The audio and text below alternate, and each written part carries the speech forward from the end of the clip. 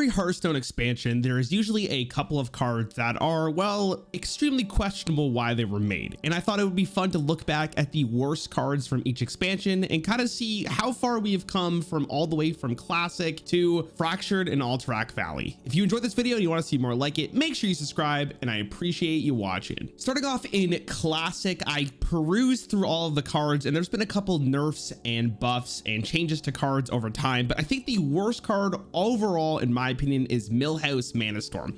Who the hell wants to play this card for maybe a slight upside for potentially just losing the game? Yeah, it doesn't seem super great. Next was Curse of Naxxramas, and Curse of Naxxramas was actually a really good set overall. There's a lot of cards that are currently still being used in Wild today, but one card in particular really stood out to me, being Stone Skin Gargoyle. The issue of this card is that it just wasn't really good tempo wise, and it wasn't really good value wise, wasn't really great overall. First real expansion was Goblin versus Gnomes, and this was definitely one of the more powerful sets to ever be released, but there are also still a couple of cards in here that are really, what the hell were they thinking? I think the worst card is the Ogre Warmaul. It's a 50% chance to attack the wrong enemy. Just never really saw any play, just kind of bad. So next adventure we had was Blackrock Mountain, and this had a lot of really fun cards. One of my favorite cards being Emperor Thorson, but still brought some cards that were, why would you make this? Red Blackhand is easily the worst card from Blackrock Mountain. It's a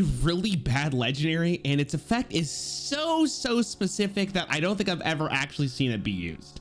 The next expansion was the Grand Tournament, and this expansion was kind of weak because of the keyword inspired that they were trying to push. There is a lot of bad cards to pick from. So funny enough, I'm not picking a card that has the inspire keyword on it. I'm picking Bulf Ramshield. So Bulf Ramshield kind of sucked because it didn't really do anything, even though it does take the damage for your hero. It turns out just losing 6 mana to do nothing is pretty garbage. So League of Explorers is the next adventure we got, and this one was really cool because they kind of just released it out of nowhere. There wasn't any theory crafting, and this is also the first time we got the Highlander cards, but there was one card in particular that was questionable. Fossilized Devilsaur is an extremely bad card because not only is it an 8 mana 8/8 that does nothing unless you have a beast in your hand, it only gives you taunt. What did you want this in? I have no idea. Whispers of the Old God was the next expansion, and this is probably my favorite expansion, but that does not mean there was not any bad cards in it. And in fact, there's one that comes to my mind immediately. Silithid Swarmer has got to be the worst card in Whisper of Old Gods. I have no idea what this card was for, and quite frankly, I don't think I even saw this card played in all my years of playing this game. One Night of Karazhan was the next adventure that was released for Hearthstone, and there was a lot of great cards in this adventure. It turns out that if you just make a lot of good cards, people will play them, but there was one card in particular that was so memeable that, you know, it still holds up today on how memey it actually is. This card was Purify.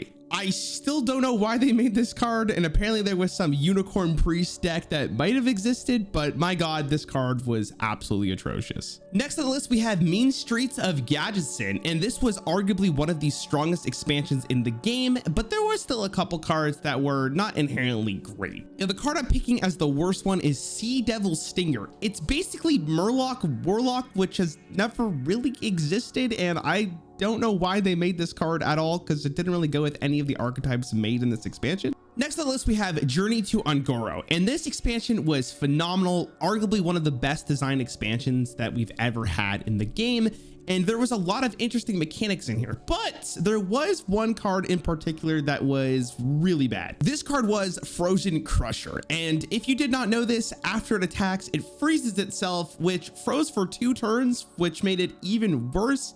Yeah, even in Arena, this card was questionable. Next on the list, we have Knights of the Frozen Throne, which is the first time we got to see hero cards in an expansion. So this was an extremely fun set, but like always, there's always going to be a couple of cards that are very, why do they even print this? No card does that better, the Death Axe Punisher, which I didn't even know this card existed because I've never actually seen it. And even going through the cards, I thought this was a custom card.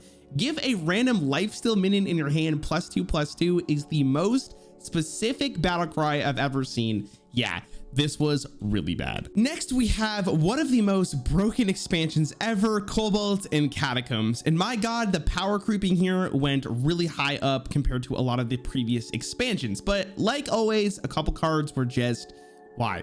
The card that came to my mind as the worst one was Toothy Chest, because it starts as a 3 mana 0/4 that your opponent just kills and you just wasted 4 mana to do absolutely nothing. And on top of this, the reference of this is fantastic. I think it's a Dark Souls reference, but even then, this card is just absolutely horrible. Next on the list, we have the Witchwood, which introduced us to Baku and Gen. And if you were there when those cards were in the standard set, you already know how strong these cards were. Now, the Witchwood was really interesting because it was the first time we saw the mechanic echo, but you know what's also echoing in this entire video? Bad cards. And no worse card, in my opinion, from the Witchwood is the Deadly Arsenal. 6 mana to reveal a weapon from your deck and deal its attack to all the minions. This card was atrocious. Don't ever play it. It's just not worth it. Then we got the Boomsday Project, which was definitely one of the more fun expansions, especially the cinematic. If you have not watched it, my God, you should definitely go and watch it for old time's sake. But like always, there's always a couple of cards that are just, my God, Blizzard, please. This is just getting ridiculous at this point. Ectomancy definitely shined as probably the worst card from the set because it was so hard to pull this off, and getting a bunch of demons for 6 mana usually was not worth it at all, especially because what even deck do you want this in? A big demon deck? No. Do you want it in a small demon deck? Probably not. Next on the list, we have Rastakhans Rumble, which is often regarded as the worst expansion in Hearthstone history. So you already know this was a pretty hard decision to make because there were so many bad cards in this set. And in my mind, there is no worse card than Surrender to Madness, a 3 mana card that destroyed 3 of your mana crystals to give all your minions in your deck +2/+2. Yes, this was a real card, and yes, it was as bad as you're thinking it was. Next on the list, we had Rise of Shadows, which is probably my favorite year of Hearthstone because they had this really long storyline of the League of Evil and the League of Explorers, which was really cool. But Rise of Shadows was just like every other expansion. There was some pretty mediocre cards, but this one was a little bit more special. In my mind, the worst card of the set was Zale's Shadowcloak, which was basically whiz-bang, except for just so much worse because the decks that you received from this were absolutely atrocious. This card probably saw 0 play, and I honestly don't know why they made this card at all. Following that expansion was probably my favorite expansion of the year, Savers of Uldum. And Savers of Uldum was really interesting because it brought back the Highlander cards that a lot of people love from the League of Explorers. But there's one card in particular which was really baffling why they made this card in the first place, and that was Generous Mummy. I can't even explain to you why they made this card. Maybe it was to make Pharaoh Cat worse, but the idea of making your opponent's cards cost 1 less while you're not really getting a really big tempo advantage is not great. Next, we had Descent of Dragons, which is when the real power creeping really started to hit in Hearthstone. This expansion was extremely powerful and had probably the best cards that we've seen in quite a while. But do you think that means that there's no bad cards? Absolutely not. So for this one, I picked Firehawk, and I think the card is just really bad because you're relying on your opponent's hand, which is not great to begin with. And on top of this, it's just a really weak stat line overall.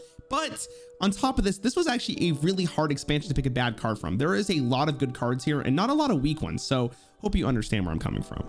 Ash of Outlands was the next expansion that we got from Blizzard, and this was the introduction to Demon Hunter. So this set was really good, and especially from the Demon Hunter side, there was arguably 0 bad cards. But as always, there was some cards that were just, yeah.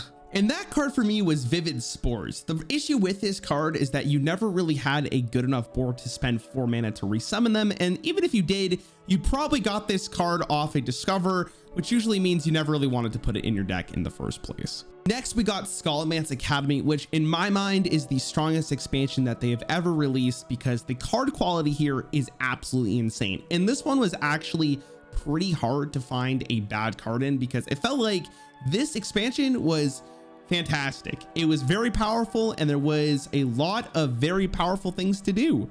But as always, Blood Herald is this card that I still don't really understand the logic behind. It's probably to do with some token Demon Hunter thing, but that never really panned out because why would you do that when you could just smack your opponent in the face with a large weapon? This card is awful and feels really bad to get off Jandice.